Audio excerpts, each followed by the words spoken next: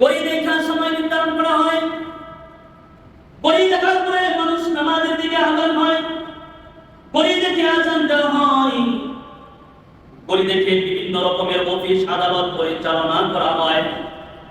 একটু আগে ঘড়ির কোনো অস্তিত্ব ছিল না, ঘড়ির কোনো কাজকর্ম আগে ছিল না, কিন্তু মানুষ তখন সূর্য এবং চাঁদকে দেখে তারা তাদের পাথরের ছায়া অবলম্বন করত, মানুষের ছায়া অবলম্বন করে সময় নির্ধারণ করত, সময় নির্ধারণ করে তারা বিভিন্ন কাজকর্ম পরিচালনা করত। তখন কোনো এরকম কোনো ব্যবস্থা ছিল না। আল্লাহ বলেন, আমি এই সূর্য এবং চন্দ্র দিয়া মানুষের কর্ম, মানুষের কাজ, মানুষ বিভিন্ন রকমের বিভিন্ন কাজ করবে, এই সমস্ত কাজকে আমি আল্লাহ পাক এই সময় নির্ধারণ করে, চাঁদ নির্ধারণ করে আর সূর্য নির্ধারণ করে দিয়েছি। এজন্য আল্লাহ পাক বলছেন, লোকেরা যদি আপনাকে জিজ্ঞেস করে যে বলেন ইসআলুনাকা আনিল্লাহিল্লাহ, যদি আপনাকে জিজ্ঞেস করে নতুন চাঁদ সম্পর্কে, আপনি বলেন এই নতুন চাঁদ মানুষের বিভিন্ন রকমের কাজকর্ম এবং সে যে পথে যাবে হজের সময়টা পর্যন্ত এই চাঁদ দ্বারা নির্ধারণ করা হয়।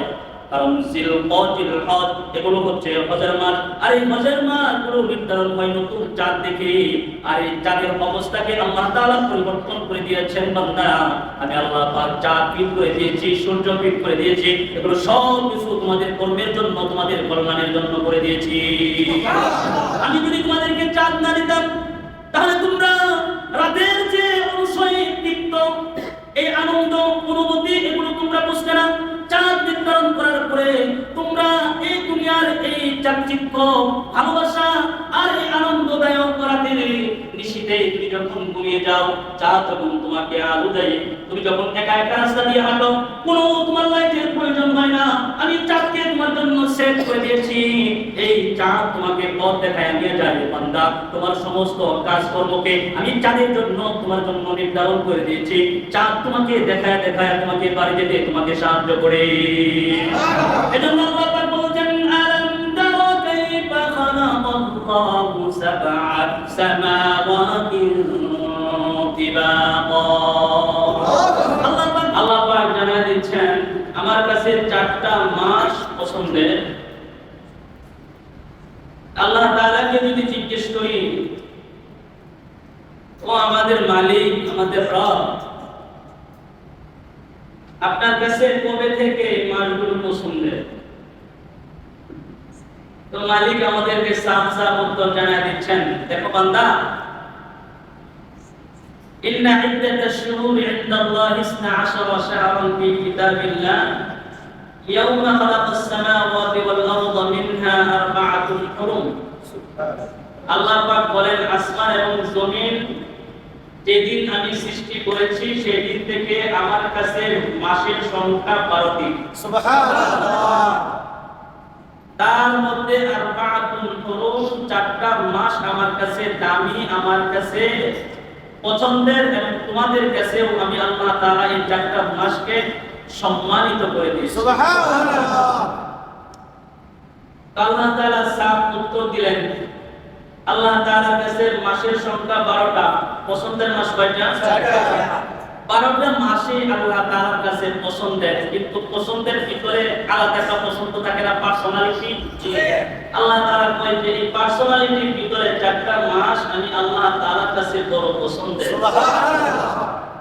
যেমন সপ্তাহের মধ্যে একটা দিন আছে জুমার দিন, এটা মুমিন মুসলমানের কাছে বড় পছন্দের। বছরের শেষে কুরবানির ঈদ আসে, রমজানের ঈদ আসে, ওই দিনটা মানুষের কাছে বড় পছন্দের। ঠিক না ঠিক? মানুষ বিবাহ করে যেদিন তার বিবাহ বার্ষিকী হয়, সেই দিনটা তার কাছে খুব অনুসরণীয়, পছন্দনীয়। ওই দিন সে বিবাহ বার্ষিকী পালন করে। ঠিক না ঠিক? প্রত্যেকটা মানুষের কাছে এক একটা পছন্দের দিন আছে না নাই? আছে না আপনার কাছে? আল্লাহ তাআলা বলেন যে আমার কাছেও 4টা জিনিস পছন্দের, 4টা মাস পছন্দের। তার মধ্য থেকে আমরা এখন বর্তমান যে মাসটায় উপনীত হয়েছি, এই মাসটার নাম হচ্ছে মুহররম। সুবহানাল্লাহ বলেন। এই মাসের নাম কি? আজকে মুহররমের কয় তারিখ জানেন? হ্যাঁ, আজকে 4 তারিখ। 5 তারিখ না? 5 তারিখ।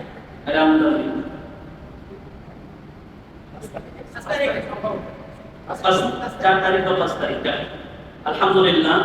তো এই মাসটাই আল্লাহ তাআলা আমাদেরকে উপনীত করছেন, এজন্য বলি আলহামদুলিল্লাহ। এই মাসগুলো আল্লাহ তাআলার কাছে দামি, আল্লাহ তাআলা বানাইছেন 4টা মাস। তার মধ্যে মুহররম, রজব, জিলকদ, জিলহজ। তার মানে আমরা বছরের চাঁদের শুরু যে মাসটা, বছরের শুরু, আমরা শুধুমাত্র বর্ষ পালন করি না, পয়লা বৈশাখ পালন করি না, আমাদের এই চাঁদের মাসের এই মাসটা হলো প্রথম মাস। সুবহানাল্লাহ। চাঁদের মাসের প্রথম মাসের নাম মুহররম মাস। এই মুহররম মাসটা এক সময় ছিল না, এই মাসটাকে বলতো রজবে আউয়াল। রজবে আউয়াল, তার পরবর্তীতে অনেক লম্বা ইতিহাস, এই নামকরণ হয়েছে মুহররম মাস। এই মাসটা আল্লাহ তাআলার কাছে এত দামি, এত দামি একটা মাস। যদি আপনারা এই মাসটাকে সুন্দরভাবে গুনাহ ছাড়া যদি উপভোগ করতে পারেন, তাহলে বুঝবেন আল্লাহ এই মাসটাকে কেন এত সম্মান দান করছেন। যেহেতু চাঁদের শুরু এই মাসটা, রাসূল কারীম সাল্লাল্লাহু আলাইহি ওয়াসাল্লামকে অনেকে এসে জিজ্ঞেস করছেন নতুন চাঁদ সম্পর্কে। নবীজিকে জিজ্ঞেস করা হইলে আল্লাহ তাআলা কোরআনের আয়াত নাযিল করছেন। সুবহানাল্লাহ। আল্লাহ তাআলা বলেন, ইয়াসআলুনাকা আনিল আহিল্লা, লোকেরা আপনার কাছে নতুন চাঁদ সম্পর্কে জিজ্ঞাসা করে, আপনি তাদেরকে বলে দিন, কুল হিয়া মাওয়াকিতু লিন-নাসি ওয়াল হজ। সুবহানাল্লাহ। আপনি বলুন এটা মানুষের বিভিন্ন কাজকর্মের এবং হজের সময় নির্ধারণ করে। সুবহানাল্লাহ। মানুষের বিভিন্ন কাজকর্মেরটাও সময় করে এবং মানুষ হজে যাবে, হজের সময়টাও এটা চাঁদ দেখে নির্ধারণ করা হয়। সুবহানাল্লাহ। আগে পৃথিবীর জমিনে, আজকে মসজিদে সামনের দিকে দেখেন কড়ি ফিট করা আছে, পিছনের দিক থেকে কড়ি ফিটিং করা আছে। কড়ি দেখার সময় নির্ধারণ করা হয়, কড়ি দেখার পরে মানুষ নামাজের দিকে আহ্বান হয়, কড়ি দেখে আযান দেওয়া হয়, কড়ি দেখে বিভিন্ন রকমের অফিস আদালত পরিচালনা করা হয়। একটু আগে কড়ির কোনো অস্তিত্ব ছিল না, কড়ির কোনো কাজকর্ম আগে ছিল না। কিন্তু মানুষ যখন সূর্য এবং চাঁদকে দেখে তারা তাদের পাথরের ছায়া অবলম্বন করত, মানুষের ছায়া অবলম্বন করে সময় নির্ধারণ করত। সময় নির্ধারণ করে তারা বিভিন্ন কাজকর্ম পরিচালনা করত। তখন কোনো এরকম কোনো ব্যবস্থা ছিল না। আল্লাহ বলেন, আমি এই সূর্য এবং চন্দ্র দিয়া মানুষের কর্ম, মানুষের কাজ, মানুষ বিভিন্ন রকমের বিভিন্ন কাজ করবে, এই সমস্ত কাজকে আমি আল্লাহ পাক এই সময় নির্ধারণ করে, চাঁদ নির্ধারণ করে আর সূর্য নির্ধারণ করে করে দিয়েছি। এজন্য আল্লাহ পাক বলছেন, লোকেরা যদি আপনাকে জিজ্ঞেস করে, যে বলেন ইসআলুনাকা আনিল্লাহিল্লাহ, যদি আপনাকে জিজ্ঞেস করে নতুন চাঁদ সম্পর্কে, আপনি বলেন যে নতুন চাঁদ মানুষের বিভিন্ন রকমের কাজকর্ম এবং সে যে হজে যাবে, হজের সময়টা পর্যন্ত এই চাঁদ দ্বারা নির্ধারণ করা হয়। কারণ জিলকদ, জিলহজ এগুলো হচ্ছে হজের মাস, আর এই হজের মাসগুলো নির্ধারণ হয় নতুন চাঁদ দেখে। আর এই চাঁদের অবস্থাকে আল্লাহ তাআলা পরিবর্তন করে দিয়েছেন। বান্দারা, আমি আল্লাহ পাক চাঁদ ফিট করে দিয়েছি, সূর্য ফিট করে দিয়েছি, এগুলো সব কিছু তোমাদের কর্মের জন্য, তোমাদের কল্যাণের জন্য করে দিয়েছি। আমি যদি তোমাদেরকে চাঁদ না দিতাম, তাহলে তোমরা রাতের যে অনুসয় তৃপ্ত, এই আনন্দ অনুভূতি এগুলো তোমরা বুঝবে না।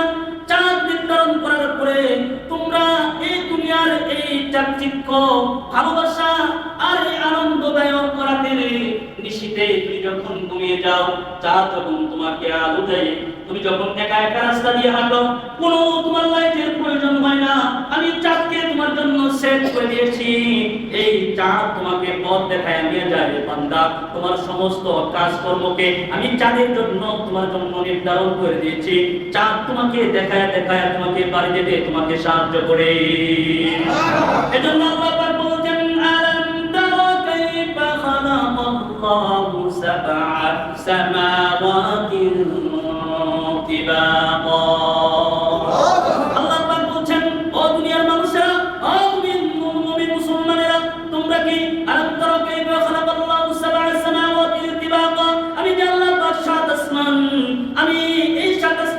তোমাদের জন্য সেট করেছি। তোমরা কি সাত আসমান কি তোমরা দেখো না? আমি এক একটার পর এক একটা আসমান আমি সেট করেছি। সুবহানাল্লাহ বলেন। আল্লাহু সাবআ সামাওয়াতি তিবাকা, আমি আল্লাহ তাআলা এই খুঁটিবিহীন আমি এই আসমান সেট করেছি। একটা নয়, দুটো নয়, তিনটা নয়, সাতটা আসমান স্তরে স্তরে তোমাদের জন্য সেট করেছি বান্দা। প্রত্যেকটা আসমানই তোমাদের জন্য কল্যাণকর হবে, কারণ প্রত্যেকটা আসমানই তোমাদের জন্য আমি আল্লাহ পাক এক একটা করে সম্মানের দরজা রেখে দিয়েছি। তারপর আল্লাহ তাআলা বলছেন ওয়াজআলাল কমারা ফীহিন্না নূরান ওয়াজআলাশ শামসা সিরাজা।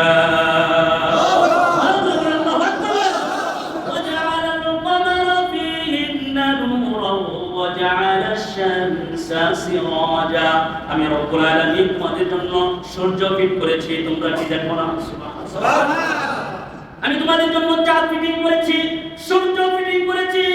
সূর্য তোমাদের এত গভীরতা, এত বন্ধুত্ব তোমাদের সম্পর্কে তোমরা যদি জানতে, আর আমার এই সৃষ্টিগুলোকে যদি তোমরা একবার যদি তোমাদের ভিতরে যদি অনুভূতির ভিতরে তোমরা আনতে, তাহলে তোমরা সাথে সাথে আমি রব্বুল আলামিনের কদমে তোমরা সিজদায় পড়ে যেতে। দেখো না তুমি, আমি যে চাপ ফিট করে দিয়েছি তোমার জন্য, তোমার কল্যাণের জন্য চাপ ফিটিং করেছি বান্দা। তোমার এই সূর্য সেট করেছি বান্দা, তোমার কল্যাণের জন্য করে দিয়েছি। এটা তোমাদের বন্ধুরূপে সেটিং করে দিয়েছি। কারণ হচ্ছে এই সূর্য আমাদের উদ্দীপনাকে এত মজবুত করে, আমাদের ব্রেন মেটাকে এত মজবুত করে। একজন মানুষের শরীরে যদি এই সূর্যের প্রতীক আলো যদি না পড়ে, একজন মানুষের বেশি দিন তার রক্ত প্রচলন হয় না। একজন মানুষ তার মস্তিষ্কের ব্রেনটা ততটুকুন ওঠে না যতক্ষণ পর্যন্ত সূর্য তার মস্তিষ্কের উপরে, তার মাথার উপরে না পড়ে। সুবহানাল্লাহ। তার জন্য আল্লাহ বলেছেন ওয়াজআলাল কমারা ফীহিন্না নূরান ওয়াজআলাশ শামসা সিরাজা। এগুলো যদি আমরা একটু উপলব্ধি করতাম, আমরা যদি সেই আসমানের দিকে তাকাতাম, চাঁদের দিকে যদি তাকাতাম, সূর্যের দিকে যদি তাকাতাম, তাহলে আমাদের এই সমাজের ভিতরে মুসলমানের ঘরে জন্ম নেওয়ার পরেও নাস্তিক তৈরি হইতো না, নাস্তিক তৈরি। মুসলমানের ঘরে জন্ম হওয়ার পরেও সে আল্লাহ চিনাই না, রাসূল চিনাই না, কোরআন চিনাই না। আল্লাহ আসমান বানাইছেন, আসমান দেখায় না। সূর্য বানাইছেন, সূর্য দেখায় না। এজন্য মাঝে মাঝে আল্লাহ তাআলা বলছেন, মাঝে মাঝে আমার সৃষ্টির দিকে তাকাও, আমার সৃষ্টির দিকে তাকাইলে তোমাদের ঈমান মজবুত হবে, ঈমান মজবুত হবে। আমরা যে তাকাবো, এই কথাটা আল্লাহ কোরআনে কারিমে বলছেন। আল্লাহ পাক বলছেন আফালা ইয়ানজুরুনা ইলাল ইবিলি কাইফা খুলিকাত। সুবহানাল্লাহ। আল্লাহ পাক বলছেন আফালা ইয়ানজুরুনা ইলাল ইবিলি কাইফা খুলিকাত। ও আমার বান্দারা, তোমরা শুধু অত বড় কিছুর দিকে তাকাতে হবে না, তোমরা একটা উটের দিকে তাকাও। ওই উটটা মরুভূমির প্রান্তরে মাসের পর মাস, দিনের পর দিন তাকে ছেড়ে দেওয়া হয়। সেখানে কোনো ঘাস নাই, লতাপাতা নাই, পানির কোনো ব্যবস্থা নাই। আমি রব্বুল আলামিন তাদেরকে ঘাস ছাড়া, পানি ছাড়া, লতাপাতা ছাড়া আমি রব্বুল আলামিন মাসের পর মাস, বছরের পর বছর আমি উটের খাবার সেখান থেকে সংগ্রহ করি। একটা উটের খাবার মরুভূমির প্রান্তর, সেখানে কি নাই? লতাপাতা নাই, গাছগাছালি নাই, পানি নাই। আল্লাহ বলছেন সেই প্রাণী উটের দিকে তাকাও। সুবহানাল্লাহ বলেন। উটের দিকে যদি তাকাও তাহলে তোমার ঈমান বৃদ্ধি হয়ে যাবে। কারণ কেন? দেখো তুমি বান্দা, তুমি তো রিজিকের জন্য দৌড়াদৌড়ি করো, বিভিন্ন জায়গায় তোমার রিজিক তুমি তালাশ করো। একটা উটের দিকে তাকায় দেখো, মাসের পর মাস চলে যায়, বছরের পর বছর চলে যায়, একটা উটের খাবারের প্রয়োজন হয় না। আমি রব্বুল আলামিন তার ভিতরে খাবারের ব্যবস্থা করে দিয়েছি, তার কোনো পেরেশানি নাই, টেনশন নাই। একটা উটের দিকে নিদর্শন করে তাকায় দেখো, একটা উটের পানি লাগে না, খাবার লাগে না। আমি রব্বুল আলামিন মরুভূমির প্রান্তরে মাসের পর মাস আমি তাকে সেই জায়গায় খাওয়া।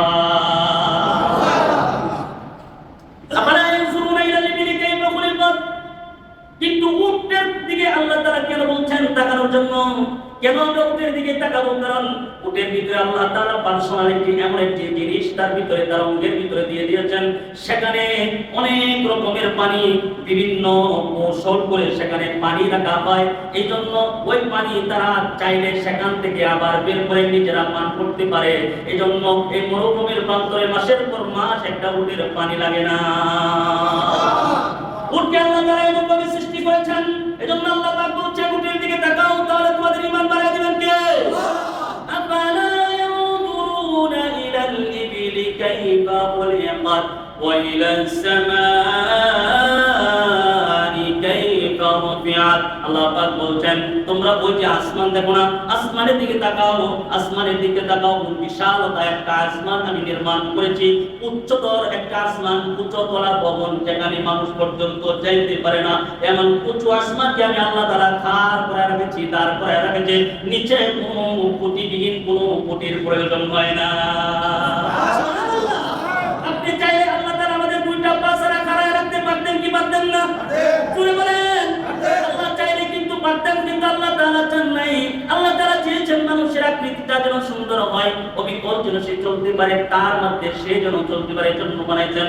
আল্লাহ চাইলে সবকিছুই সম্ভব। আল্লাহ পাক বলেন বান্দারে আমি রব্বুল আলামিন দেখো আসমান আমি খুঁটিহীন, তারপরে আছে উঁচু একটা আসমান, ওই আসমানের দিকে তাকাই দেখো আমি রব্বুল আলামিনের সৃষ্টির বিশালতা কেমন, আর আমি রব্বুল আলামিন চাইলে কি না করতে পারি। ওয়াইলাস সামাই কাইফা রুফিআত। তারপর আল্লাহ পাক বলছেন ওয়া ইলাল জিবালি কাইফা নুসিবাত। সুবহানাল্লাহ বলে। আল্লাহ পাক বলছেন বান্দারে কত সুবিশাল বড় বড় পাহাড় বানিয়েছি, তোমরা বিভিন্ন জায়গায় যাও, খাগড়াছড়ি যাও পাহাড় দেখার জন্য, ঠিক না বেদি? সিলেটে যাও ভাই সেখানে পাহাড় দেখার জন্য, রাঙামাটি যাও ভাই পাহাড় দেখার জন্য। এত সুবিশাল বড় বড় আমাদের হালুয়াঘাটের শেষ সীমান্ত এলাকা, 12 সীমান্ত এলাকায় গেলে দেখা যায় কত বিশাল বড় বড় পাহাড় আল্লাহ তাআলা সেখানে ফিট করে রেখেছেন, স্থাপন করে রেখেছেন। এই পাহাড় সুবিশাল পাহাড়ের দিকে তাকাও, আমি আল্লাহ পাকের সৃষ্টির রহস্য তোমরা বুঝতে পারবে।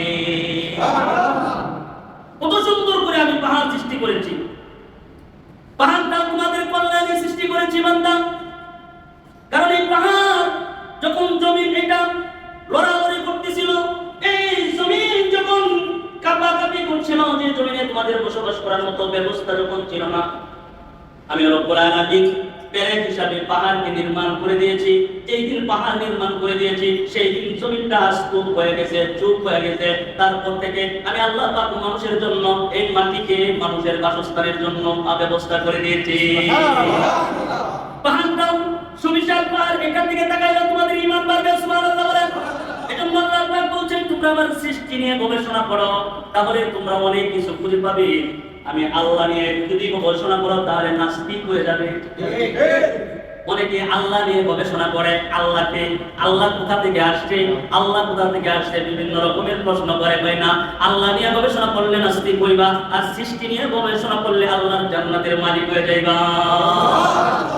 আপনাদেরকে যদি বলি 1 2 3 4 10 পর্যন্ত আছে, কিন্তু একের নিচে যদি আমি জিজ্ঞেস করি একের নিচে যে কমেন্টটা আছে সেটা কি করে বলেন তো?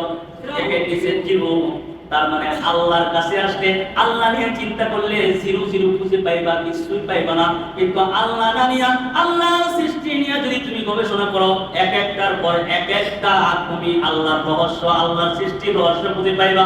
আর এমন রহস্য যখন তুমি পাইবা, সাথে সাথে তোমার ঈমান বৃদ্ধি হবে, তুমি একজন পাক্কা ঈমানদার হিসেবে আল্লাহর দপ্তরে নাম উঠে যাবে। ওয়াইলাল জিবালি কাইফা নুসিবাত ওয়া ইলাল আরদি কাইফা সুতিহাত। আল্লাহ তাআলা বলছেন এ বান্দারে তোমরা আমার জমিনের দিকে তাকাও, জমিনটা কিভাবে আমি বিস্তৃত করেছি, বিছিয়ে দিয়েছি। বান্দা এই জমিনটাও তোমাদের জন্য, এই জমিনটা তোমাদের জন্য কল্যাণের। কারণ এই জমিন যদি না থাকতো তোমরা চলতে পারতা না। এই জমিন না থাকলে তোমরা কোথা থেকে তোমরা বীজ বপন করতে, হাজার দ্বারা উঠতো, ঠিক না বেটি? এই জমিনের চৈরাই তুমি আমি আল্লাহ তাআলাকে তুমি গরিমা নিয়ে অহংকার নিয়ে চলো, আমি আল্লাহ তাআলাকে চিনতেও চাও না, আমি আল্লাহকে বুঝতেও চাও না। বান্দারে অথচ জমিনটা তোমাদের কল্যাণের জন্য দিয়েছি, যদি তুমি একবার জমিনের দিকে তাকাও।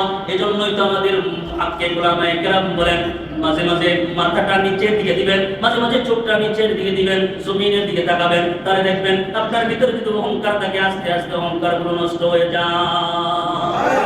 কারণ জমিন সব খাবে, অহংকার খাবে, সম্পদ খাবে, নিজেকেও খাবে, নিজেকেও খাবে, ঠিক না? জমিন কাউকে ছাড়বে না। জমিন এমন কোন জিনিস নাই যে জমিন এখানে খাইতে পারে না, কথা বলেন না? সব জিনিস হজম করতে পারে জমিন। এজন্য জমিন আল্লাহ তাআলা দিয়েছেন, মাঝে মাঝে জমিনের দিকে তাকায়, জমিনটারে দেখেন। সুবহানাল্লাহ বলেন। তাহলে যে কথাটা আমি বলছিলাম, 1 নাম্বার, যদি আপনাকে জিজ্ঞেস করা হয় নতুন চাঁদ সম্পর্কে, তাহলে আপনি কি করবেন? এটা মানুষের কাজকর্ম এবং হজে যাওয়ার সময় নির্ধারণ করার জন্য আল্লাহ তাআলা এই চাঁদ ফিটিং করেছেন। সুবহানাল্লাহ। প্রথম প্রশ্নটাই আসছেন মানুষের কাজকর্মের জন্য, মানুষের জন্যই সব। কিন্তু এই আশুরা যে মুহররম মাসটা, যে সম্মানিত মাস, রাসূলুল্লাহ সাল্লাল্লাহু আলাইহি ওয়াসাল্লাম যখন তিনি মদিনায় হিজরত করলেন, দেখেন একদল লোকেরা সেখানে তারা রোজা পালন করে। তাদেরকে জিজ্ঞেস করা হয়েছে, বনি ইসরাইলের লোক জিজ্ঞেস করা হয়েছে, তোমরা কিসের রোজা রাখো? তিনারা বলছেন, আমাদের নবী হযরত মুসা আলাইহিস সালাতু ওয়াস সালাম ইনাকে আল্লাহ পাক ফিরআউনের কবল থেকে হেফাজত করেছিলেন, রক্ষা করেছিলেন, সেই কারণে আমরা শুকরিয়া হিসাবে এই আশুরা মানে 10ই মুহররমে আমরা এই রোজাটা আমরা রাখি। রাসূল করিম সাল্লাল্লাহু আলাইহি সাল্লাম বলেন, আনা হাক্কু বিমুসা মিনকুম, আমি তোমাদের চাইতেও মুসা আলাইহিস সালাতু ওয়াস সালামের কাছের মানুষ বেশি। সুবহানাল্লাহ বলেন। আমি তোমাদের থেকেও বেশি পছন্দের, আমি মুসা আলাইহিস সালাতু ওয়াস সালাম সে তো আমার ভাই। সুবহানাল্লাহ বলেন। সেই হিসাবে হকদার তো আমি বেশি এই রোজা রাখার ব্যাপারে। রাসূলুল্লাহ সাল্লাল্লাহু আলাইহি সাল্লাতু ওয়াস সালাম তখন সাহাবীদেরকে বললেন, ও সাহাবায়ে কেরাম, তোমরা এই 10ই আশুরা 10ই মুহররম তোমরা রোজা রাখো। সুবহানাল্লাহ। তোমরা এই দিন রোজা রাখো। সাহাবায়ে কেরাম বলছেন, ইয়া রাসূলুল্লাহ, তাহলে তো ইহুদিদের সাথে আমাদের সাদৃশ্য হয়ে গেল, একবারে হুবহু লাগিয়ে গেল। রাসূল সাল্লাল্লাহু আলাইহি ওয়াসাল্লাম বলছেন, তাহলে আগের দিন একটা রাখবা আর 10ই মুহররমের দিন একটা রাখবা। সুবহানাল্লাহ। তাহলে হলো কয়টা? একটা হলো 9ই মুহররম, আরেকটা হলো 10ই মুহররম। দুইটা রোজা রাখবে। রোজা রাখলে ফায়দা কি? রাসূল সাল্লাল্লাহু আলাইহি ওয়াসাল্লাম বলেন, সিয়ামু ইয়াউমি আশুরা আহতাসিবু আলাল্লাহি আন ইউকাফিরা আস-সানাতা আল্লাতী ক্বাবলা। সুবহানাল্লাহ। কেউ যদি আশুরার দিন রোজা রাখে, আল্লাহ তাআলা তার পূর্বের 1 বছরের গুনাহ মাফ করে দেন। সুবহানাল্লাহ। কয় বছরের গুনাহ? 1 বছরের। আল্লাহ পাক 1 বছরের গুনাহ আপনি আমার আল্লাহ তাআলা মাফ করে দিবেন। সুবহানাল্লাহ। তা আশুরার দিন অর্থাৎ 10ই মুহররম রোজা রাখবেন তো ইনশাআল্লাহ? ইনশাআল্লাহ। রাখবেন? কারা কারা প্রতি বছর রাখেন? এরকম লোক আছে যে প্রতি বছর রাখে? আল্লাহ তাআলা কবুল করে পড়েন আমিন। এটা রোজাটা সাহাবায়ে আজমাইন নবী আলাইহিস সালাতু ওয়াস সালাম রেখেছেন। এজন্য এই রোজাটা এত দামি। 1 বছরের গুনাহ আল্লাহ তাআলা, পূর্বের 1 বছরের গুনাহ আল্লাহ তাআলা মাফ করে দেন। সুবহানাল্লাহ। আফদালুস সিয়াম বা'দা রমাদান, রমজানের পরে, বলেন এর পরে? রমজান মাসের পরে উত্তম যে রোজা আল্লাহর মাসের রোজা। সুবহানাল্লাহ। আল্লাহর মাস কোনটা? সুবহানাল্লাহ। বিসমিল্লাহ। আফদালুস সিয়াম বা'দা রমাদান শাহরুল মুহররম, আল্লাহর মাস এই মুহররম মাস। বলছে রমজানের পরে যদি রোজা রাখা এটা পছন্দের হয় আল্লাহ তাআলার কাছে, তাহলে মুহররমের রোজাটা রাখাটা আল্লাহ তাআলার কাছে পছন্দের। সুবহানাল্লাহ।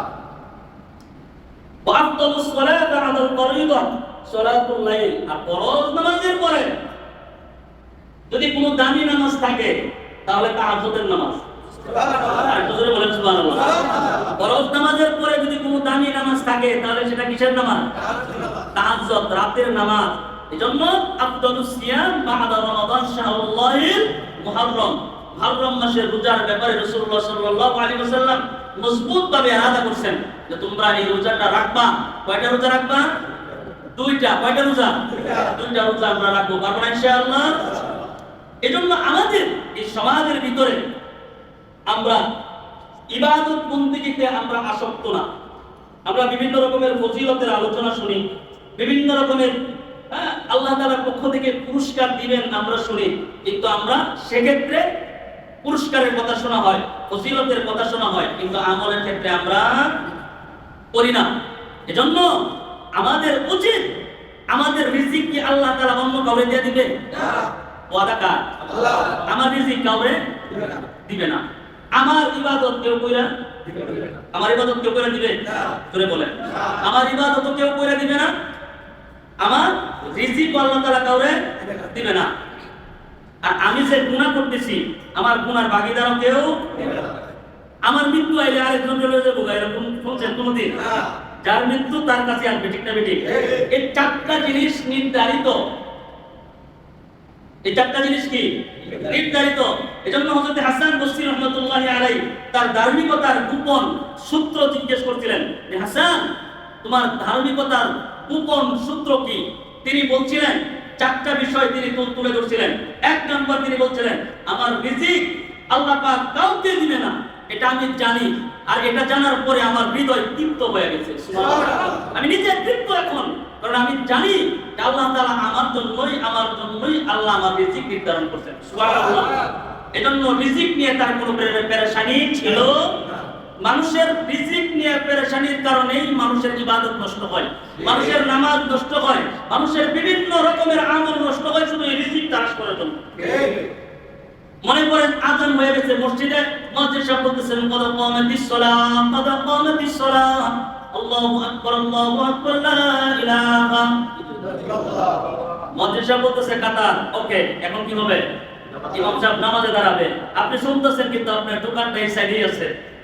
মনে করেন আপনার দোকান এখান থেকে আসছে, উনি একামত দিতেছেন, মাল দিতে হবে 10,000। কত হাজার? 10,000। এখন আপনি এটা চিন্তা করতেছেন 10,000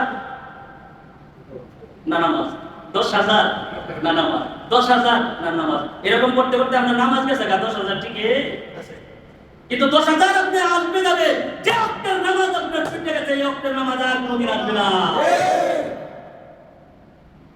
হ্যাঁ, কি বলেন? ওইটা আসবে নি? ওইটা কিন্তু আসবে না। 10,000 আসবে, আজ আসবে, কাল যাবে, কাল আবার আসবে, পরশু আবার চলে যাবে। এইভাবে এক সময় আপনার ক্ষতিটা পূরণটা ঠিক হয়ে যাবে, কিন্তু নামাজ ছাইরা দিয়ে আপনার যে ক্ষতি হয়েছে এই ক্ষতি কোনোদিন পূরণ হবে না। নাম্বার 2, তিনি বলছেন আমার করণীয় ইবাদত এটা আর কেউ করে দিবে না, এজন্য আজ থেকে ইবাদত করা শুরু করে দিয়েছি। সুবহানাল্লাহ।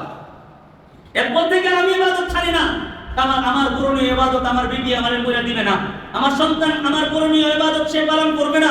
আমি যতই ভালো করে কাজ কাম করে ওদের জন্য খাবার নিয়ে যাই না কেন বাড়িতে, কোনদিন আমার ইবাদত তারা করে দিতে পারবে না। আমি হারাম কামাই করলাম, হারাম করে তারা ঠিকই, তারা তো জিজ্ঞেস করতেছে না কোথা থেকে ব্যবস্থা করছেন রিজিকের, খানা কোথা থেকে নিয়ে গেছেন, তারা কিন্তু জিজ্ঞেস করতেছে না। আপনি মনে মনে জানেন আপনি কি হালাল ভাবে কামাই করে নিচ্ছেন না হারাম করে আপনার রিজিক আপনার ঘরে নিতেছেন, এটা শুধু আপনি জানেন, আপনার ঘরের বিবি জানে না। অতএব আপনার এগুলোর বিষয় আপনার বিবি তার বোঝা তার মাথায় নিবে না, আপনার গুনাহের বোঝা আপনার মাথায় নিতে হবে, ঠিক না বেঠিক? আর আপনি যে ইবাদত করছেন আপনার ইবাদতের বোঝা আপনার কাছে থাকবে, আপনার ইবাদতের বোঝা আল্লাহ তাআলা কাউকে দিবে না। সুবহানাল্লাহ। এটা শুধু আপনারই থাকবে, পার্সোনালিটি। নাম্বার 3, আমি জানি আল্লাহ আমাকে দেখছেন, এজন্য আল্লাহর এই জমিনে আমার গুনাহ করতে লজ্জা লাগে। সুবহানাল্লাহ। কি এক বিশাল বাংলা ভাষার শব্দ চয়নের যদি বড় কোনো শব্দ থাকে তাহলে আমি মনে করবো যে এই শব্দটা সবচেয়ে বড় ধরনের একটা শব্দ, যে শব্দ বলা হচ্ছে যে আমার আল্লাহ আমাকে দেখছেন, এজন্য আল্লাহর এই জমিনে আমার গুনাহ করতে লজ্জা লাগে। তাহলে আপনি একটু অনুভব করে দেখেন, আসলে তো কথা তো ঠিক, আল্লাহ আমাদেরকে মনিটর করছেন কিনা বলেন না? আল্লাহ কিন্তু 24 ঘন্টায় আমাদেরকে মনিটর করছেন। আল্লাহ তো নিজে দেখছেনই, সাথে আবার ফেরেশতাও লাগায় দিয়েছেন। আসলে ফেরেশতা কেন লাগাইছেন? ফেরেশতা লাগাইছেন এগুলো হলো শুবা। বলেন এগুলো কি? এগুলো শুবা। আমরা বিয়ে করতে যাই, বিয়ে করে তো জামাই তো বউ আনবে, ঠিক না ঠিক?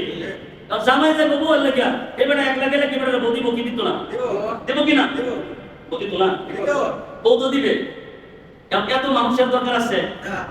দরকার নাই, কিন্তু জামাইয়ের সাথে যায় কেন? শুবা, ঠিক না ঠিক? আমাদের এলাকায় যখন বিয়ে হইতো তখন একটা ই কিন্তু সন্দেহ দিত, বলতো আসসালামু আলাইকুম এন, জামাই এসে বিয়ে করতে আমরা রাইছুন কেন? ওরা যদি প্রশ্নের উত্তর জানতো তারা বলতো ওয়ালাইকুম আসসালাম বুবা, জামাই এসে বিয়ে করতে আমরা হইলাম শুবা, ঠিক না ঠিক? জামাই বিয়ে করতে এসেছিল শুবা। আল্লাহ তাআলা বলছেন বান্দা তোমার পরে বানাইয়া তুমি জমিনে ছাইরা দিছি, এই জমিনে তোমাদের আশেপাশে যা কিছু দেখো এগুলো তোমাদের জন্য শুবা। সুবহানাল্লাহ। এগুলো শুভনীয়। তুমি একলাই থাকতে পারতা, তোমার বউ তোমার শুবা। সুবহানাল্লাহ বলে একজন আরেকজনের সালাম আছে না, এটা একটা শুভা, আল্লাহ শুভানিও করে দিয়েছে। সুবহানাল্লাহ কইতেন না, এটা একটা শুভানিও। এজন্য বাপ সবকিছুই আল্লাহ তাআলা আমাদের জন্যই বানাইছেন। এজন্য বাপ আগে এই জিনিসগুলোকে আমরা প্রাধান্য দিব না, প্রাধান্য দিব আমাদের ইবাদত, আমাদের আমল, আমাদের আখলাক, আমাদের জিন্দেগি কিভাবে পরিবর্তন হয় এগুলোকে আমাদের আগে প্রাধান্য দিতে হবে। ঠিক না বেঠিক? তারপর হাসান বসরি রাহমাতুল্লাহ আলাইহি বলেন, আমি জানি মৃত্যু আমার জন্য অপেক্ষা করতেছে, এই জন্য আমি আল্লাহ তাআলার সাথে দেখা করার জন্য আমি সেই দিক থেকে প্রস্তুতি গ্রহণ করতেছি। আমি আমার রবের মুলাকাত করব, আমি আমার রবের সাথে সাক্ষাৎ করব, আমার রব আমারে দেখবো, আমি আমার রবকে দেখব। এজন্য আমি আগে থেকেই অপেক্ষায় আছি এবং নিজেকে সাজায় নিতেছি, সাজায় বুঝায় রবের সামনে দাঁড়াবো। সুবহানাল্লাহ। আমাদের দুনিয়ার চলাফেরা মনে হচ্ছে বর্তমানে এই যুগে আমাদের দুনিয়ার চলাফেরাটা মনে হচ্ছে এমন ভাবে যাইতেছে যে আমরা মৃত্যুবরণ করবই না, আমরা কবরে যাবই না, এইরকম চিন্তা ভাবনা নিয়ে এখন মানুষ চলাচল করে। মরণের কথা একবারও স্মরণ হয় না, একবারও হয় না। মরণের কথা স্মরণ হইলে বা এত দেমাগি কুওয়াত, এত মেজাজ, এত দেমাগ, এত গরম দেখানো, এত অহংকার দেখানো একটাও থাকতো না যদি মৃত্যুর কথা যদি স্মরণ থাকতো। মানুষ পরিবর্তন হয় না, অথচ আল্লাহ তাআলা পরিবর্তনের জন্য আল্লাহ তাআলা মাস দিবেন, দিন দিয়া দিবেন, বছর দিয়া দিবেন পরিবর্তনের জন্য। আল্লাহ পাক কিছু স্পেশাল মাস দিবেন মানুষ যেন পরিবর্তন হয়। রমজান মাস এটা স্পেশাল মাস, এটা মানুষের পরিবর্তনের মাস। এই যে মুহররম মাস আল্লাহ বলেন এটা স্পেশাল, আমার পছন্দের মাস, এটা আল্লাহর মাস, এটা তোমাদেরকে পরিবর্তন করার মাস। সুবহানাল্লাহ। তুমি এই মাসে তুমি গুনাহ করতে পারবে না। কে বলছেন? কে? আল্লাহ বলছেন এই মাসে যুদ্ধ বিগ্রহ একবারে সম্পূর্ণ আরাম, না যায় আল্লাহ নিষিদ্ধ করছেন। এই মাসে ইহুদি, খ্রিস্টান, হিন্দু, বৌদ্ধ, নাসারা যত জাতি আছে সমস্ত জাতি এই মাস থেকে যুদ্ধ বিগ্রহ, মারামারি, হানাহানি থেকে তারা বিরত থাকতো। সুবহানাল্লাহ বলতেন না? এই মাসে তারা যুদ্ধ বিগ্রহ করতো না, মারামারি, হানাহানি, কাটাকাটি কিচ্ছু করতো না। এই মাসটা আল্লাহর মাস, এই জন্য তারা আল্লাহর মাস পাইবা। ইহুদি, নাসারা, খ্রিস্টানরা পর্যন্ত এই মাসটার সম্মান দেয়। এই মাসটাকে সামনে রেখে আমাদের অনেক ধরনের মন্তব্য উঠে আসে। যেমন এই মাস হযরতে ইমামে হুসাইন রাদিয়াল্লাহু তাআলা আনহু তিনি 10 মুহররম অর্থাৎ আশুরা যেটাকে বলা হয়, এই আশুরার দিনে তিনি কারবালার ময়দানে শাহাদাত বরণ করেছিলেন। আজকে সেই ইমাম হুসাইন রাদিয়াল্লাহু তাআলা আনহুকে নিয়ে বিভিন্ন রকমের মত আদর্শ শিয়া গোষ্ঠীরা পালন করে। আসলে এগুলো একটাও ইসলামী হুকুমতে একটাও জায়েজ নাই, সবগুলো হারাম, সবগুলো হারাম। আপনি হুসাইনকে ইস্যু বানায়া নিজের গায়ে নিজে আপনি আঘাত করতেছেন, নিজের গায়ে আঘাত দিয়ে আপনি রক্ত খরণ করতেছেন, বিভিন্ন রকমের আপনারা এরকম ভাবে পতাকা উড়ায়া মিছিল বের করতেছেন। এগুলো ইসলাম সাপোর্ট করে? আসলে যদি আমরা হাদিস থেকে, কোরআন হাদিস থেকে যদি আমরা বের করি, হুসাইন রাদিয়াল্লাহু তাআলা আনহু আমাদেরকে কি শিক্ষা দিলেন, তিনি আমাদেরকে কি শিখিয়ে গেলেন, এইগুলো যদি এই জমিনে বাস্তবায়ন হইতো তাহলে এই জমিনটা হইতেছে আল্লাহ তাআলার জমিনই হইতো, আর এই জমিনে আল্লাহর বিধানই কায়েম হইতো। কথা বলেন ঠিক? কারণ ইমাম হুসাইন রাদিয়াল্লাহু তাআলা আনহু তিনি আমাদেরকে যা শিখিয়ে গেছেন, এক নাম্বার সত্যের পথে, সত্যের পক্ষে তুমি লড়াই করতে থাকো, সত্যের পথে তুমি সংগ্রাম করতে থাকো, সত্যের পথে তুমি চলতে থাকো। যদি তোমার শাহাদাতের মৌসুম, শাহাদাতের মরণ যদি তোমার হয়, শাহাদাতের পানির সুরা যদি তোমার পান করতে হয়, ইমাম হুসাইনের মতো সত্যের পথে থেকে শাহাদাতের পানির পেয়ালা পান করতে হবে। তিনি সত্যের পক্ষ থেকে তিনি ইসলামের জন্য, দ্বীনের জন্য জানটাকে বিসর্জন দিয়ে দিয়েছেন, শাহাদাত বরণ করেছেন। তার মানে থেকে আমরা এটাই বুঝি যে এই ইমাম হুসাইন রাদিয়াল্লাহু তাআলা আমাদের শিক্ষা দিয়ে গেছেন, সত্যের পথে সব সময় অবিচল থাকবা। যদি তোমার জানটাও দিতে হয়, জান দিয়ে দিবা, তারপরে সত্যের পথ থেকে এক বিগত পিছনে পা দেওয়া যাবে না। তাহলে আমাদেরকে সেই সত্যের পথে, সত্যের পক্ষে চলার জন্য তিনি আমাদেরকে শিক্ষা দিয়ে গেছেন, সেই আমাদেরকে সত্যের পথে চলতে হবে। নাম্বার 2, তিনি জুলুমের বিরুদ্ধে দাঁড়িয়েছিলেন। কিসের বিরুদ্ধে দাঁড়িয়েছিলেন? তিনি জুলুমের বিরুদ্ধে দাঁড়িয়েছিলেন। যেখানে অন্যায় হবে, যেখানে জুলুম হবে, যেখানে পাপাচার হবে, যেখানেই